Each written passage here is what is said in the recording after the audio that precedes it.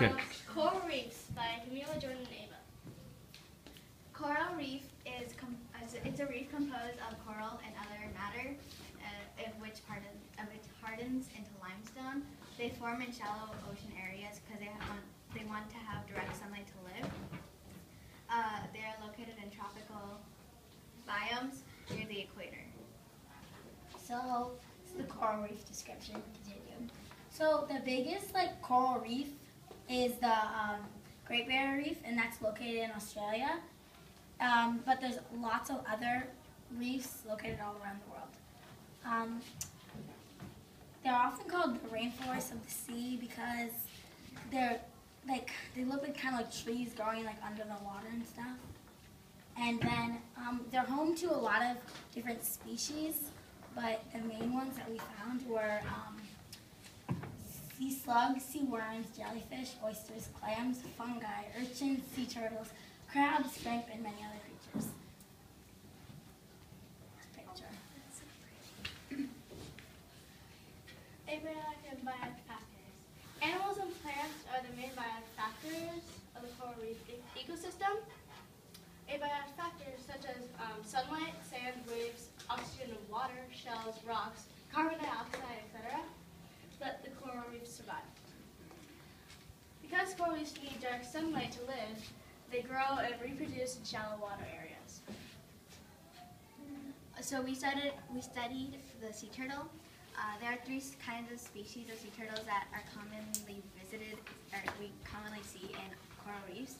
The green sea turtle, the flatback sea turtle, and it's a type of turtle. And the most commonly found visitor, the hawksbill turtle.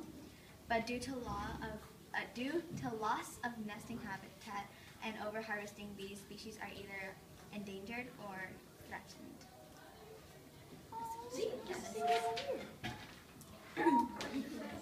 So, the hawksbill turtles are most likely to nest in shallow waters, and that's kind of why they go to the coral reef a lot, because it's shallow.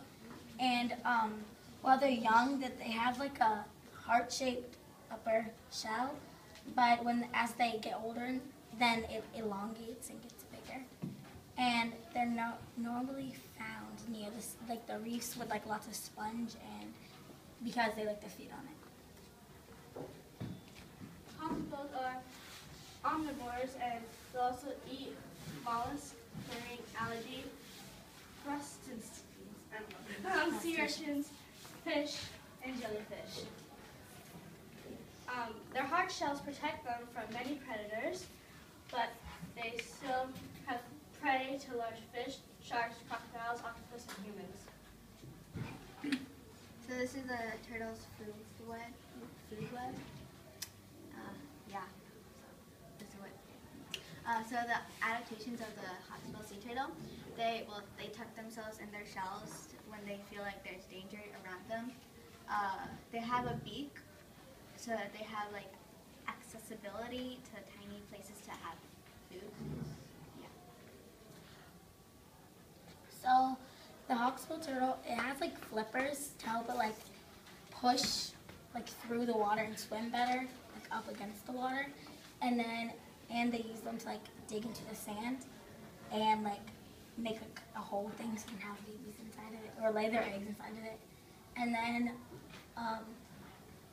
the hawksbill turtle also has a protective carapace, which is the shell, and it protects its organs and squishy stuff on the inside from predators. And another picture. Challenges of humans contribute to the unhealthiness of coral reefs through physical damage caused by boats and recreational contact, and through runoff off sediments, contaminants, so big word, and nutrients from industry, sewage, and land clearing in the watershed. Coral bleaching slows the growth of reproduction of corals. When the water is too warm or the corals are stressed, in conditions of temperature algae that lives inside of their tissue, and but that algae is the color of it, so that's why it turns white. And that's bleaching. But it's not dead. It can survive a bleaching event, but they are under more stress and subject to mortality. Let's look at like the stages of the coral bleaching. Yeah, so the first stage is like normal, healthy, but then it gets stressed, and then if the algae leaves the coral, it turns white. So what we can do to help is conserving conserving what water will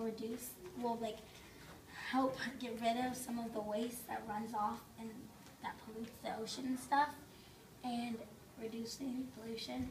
Of course, you can walk and ride your bike or ride on the bus so you don't use as much bad gases and stuff that cars use. And then fossil fuel emissions is a important one because cars in their fuel runoff and stuff causes a lot of bleaching of the coral because it makes it stressed. So, bibliography. More bibliography. One slide. Yeah. The end. Show your thingamajiggy. Can you turn on the lights? So, we made It's a another. masterpiece. No, the blank slide. So We made a cake. this part's not cake. Don't try to eat it. Yeah, so this is the cake, the coral reef, yeah. Show it. Point out some of the details that you were trying to go for. So, The Rice Krispies. yeah, well, the cake is just the bottom. It's, The ocean, yeah, kind the of. floor. And then, but it's shallow, so it's not dirty and stuff. And a lot of people think that coral reefs, all coral reefs are like a lot of bright colors, like pink and blue and orange and yellow and green, but they're not. A lot of coral reefs are brown and dark colors and purple. Yeah, because of the problems. What are all these clumps? That's the coral? Yeah, Yeah. supposedly. Okay, and are there organisms in any of here? That's what the sprinkles are. These are the sprinkles. Yeah. The sprinkles are For cake? well, we're supposed to be the animals. No, We're they're trying not. to make them into animals, but that's what they're living in different pieces of coral. Yeah. We had to get in there. And this is the shore. It's like What's the sand. shore? Oh yeah, okay, shore-ish. Do not eat the sand. Yeah. Don't not. Dang it! And what's some of this painting that you have in the back? It's the undersea stuff. This is Algae, rock. Yeah, because since they like to form near algae stuff. Yes. I don't have a knife. Anybody have a knife? Yes. Or plates. I have plates. Anybody want to? I have my knives are gonna eat. Yeah, I can use my nails. Everyone Yeah. want to find Let's dig it and eat. Dig it. No, no, no. Got their